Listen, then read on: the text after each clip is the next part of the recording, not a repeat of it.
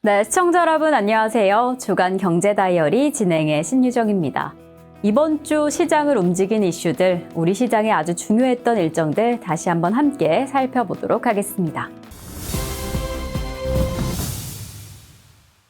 네, 이제 금리 인하 기조를 어떻게 잡아갈까 파월의 입에 주목하고 있습니다. 인플레이션 목표치였던 2%에 안정적으로 다가가고 있을까요? 그리고 한국은행에서는 기준금리를 재차 동결했습니다. 역대 최장 기간의 금리 동결 상황 잠시 후에 자세히 살펴보도록 하겠습니다. 그리고 이 상품 가격에서 금과 국제유가 서로 다른 흐름을 보이고 있습니다. 사상 최고치를 연일 경신하고 있는 금값, 그리고 내림세를 보이는 국제유가까지. 이에는 금리뿐만 아니라 지정학적 리스크도 크게 영향을 주고 있는데요. 잠시 후에 살펴보겠습니다. 참 그리고 처서가 지났는데 여전히 덥습니다. 역대급 9월 열대야가 올 것이다 라는 전망이 보이고 있는데 이와 관련된 주가의 흐름은 어떠할지 오늘의 이슈들 하나씩 체크해 보겠습니다. 현지 시간으로 22일 잭슨홀에서 심포지움이 개최됐습니다. 이제 금리 인하 기조에 대해서 어떻게 다가가고 있는지 방향성에 주목하고 있는 상황인데요. 이 심포지움에서 복수의 연준 위원들은 9월 기준금리 인하가 적절하다라는 입장을 내비쳤습니다. 필라델피아 연방준비은행의 하커 총재도 9월 금리 인하를 개시할 필요가 있다라고 밝혔는데요. 이 정도면 9월 금리 인하 기조는 어느 정도 뚜렷해 보입니다.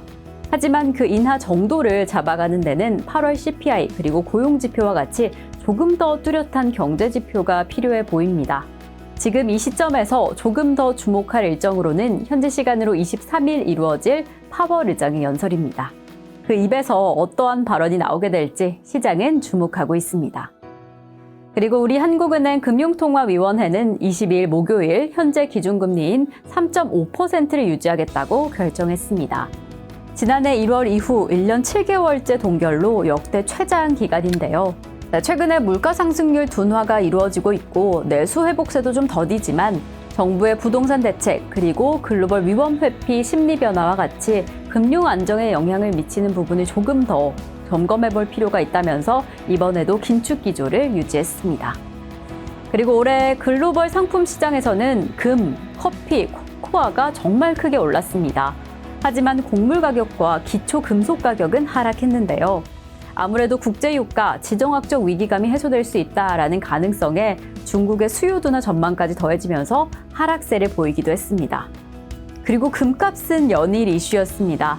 사상 최고치를 계속해서 경신하면서 올해 하반기에는 3,000달러까지 가지 않을까라는 긍정적인 전망도 점쳐지고 있는 상황이죠. 그리고 식품 가격, 농산물 시장은요, 올해 말에 격변이 올 수 있다라는 전망을 내놓고 있습니다. 글로벌 기상 패턴이 엘니뇨에서 라니냐로 바뀌게 될 경우 농산물 가격의 변동성이 우려가 됩니다. 참 그리고 처서가 지났는데 이번에는 처서 매직이 통하지 않나 봅니다. 태풍 종다리가 소멸하면서 기온이 좀 내려가지 않을까라는 기대감이 있었는데 오히려 덥고 습한 공기가 한반도를 뒤덮고 있습니다. 이렇게 무더운 날씨는 8월 말까지 지속될 것이고 기상 상황에 따라서 9월 초까지 이어질 수 있다라는 예보가 나옵니다. 이렇게 최장 기간 이어지고 있는 열대야에 전력 수요치도 전례 없는 수준으로 치솟고 있습니다. 이어지는 폭염에 폭염 수혜주의 흐름은 어떨까? 사실 지금 이 시점에서는 이렇게 더운 날씨보다 오히려 실적에 영향을 크게 받고 있습니다. 우선 수요가 증가할 것이다 라고 예측했던 대표적인 폭염 수혜주, 에어컨, 제습기 그리고 빙가주들이 기대에 비해서 그리고 더위에 비해서 좋은 실적을 내지 못하면서 오히려 주가는 좀 하락하고 있는 흐름입니다. 이 시점에서 이렇게 여름 수혜주로 꼽히고 있는 게 최근 태풍 이후에 재건주로 꼽히고 있는 폐기물 업체 그리고 농약 관련주들인데요. 해당 섹터들은 단기적인 테마로 조금은 주목받고 있는 상황입니다. 이렇게 시장을 움직일 이슈들, 다음 주 일정들 미리 체크해보고 저희 함께 시장 대응 단단하게 이어가 보겠습니다. 우선 다음 주 월요일에는 특별한 경제지표 발표가 없습니다. 이에 영국은 뱅크홀리데이로 쉬어갑니다. 그리고 화요일부터 3일간 코엑스에서 세계 제약바이오 건강기능 산업 전시회가 개최가 됩니다. 이 제약바이오 시장의 방향, 우리 기업들의 기술력을 체크할 수 있는 시간으로 보여집니다. 그리고 현지 시간으로 27일 미국의 주택가격 지표와 소비자 신뢰지수가 공개가 됩니다. 미국 전국의 주택가격 변동을 추적하는 지표로 광범위한 국가의 추세를 나타냅니다. 그리고 소비자 신뢰지수로 금리 인하의 시그널을 잡아볼 수 있으니까 함께 체크해 보시면 좋을 것 같고요. 28일 수요일에는 현대차 CEO 인베스터 데이입니다. 향후에 자동차 전환 전략 그리고 신차 계획이 공개된다라고 합니다. 그리고 글로벌 시장 안에서는 정말 기다리던 엔비디아의 실적을 발표합니다.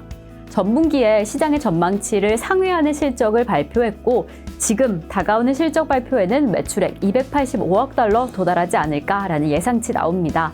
사실 더 중요한 부분은 이 실적 발표를 전후로 주가 흐름이 아주 강력한 만큼 글로벌 시장 그리고 우리 시장이 해당 실적을 어떻게 소화하게 될지 살펴보시면 좋을 것 같습니다. 자, 그리고 목요일에는 미국의 2분기 GDP 잠정 발표치와 잠정 주택 판매 지수가 발표가 됩니다.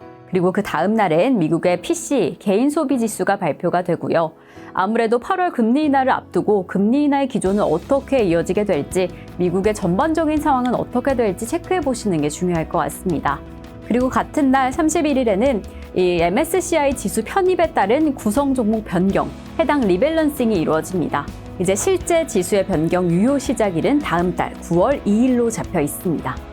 자, 이렇게 다음 주 중요한 이슈들 미리 좀 체크를 해봤습니다. 다가오는 시장도 저희 교보증권과 함께 더 든든한 투자 전략 이어가시면 좋겠습니다. 그럼 저희는 다음 주 이 시간에 찾아뵙겠습니다. 시청해주신 여러분 고맙습니다.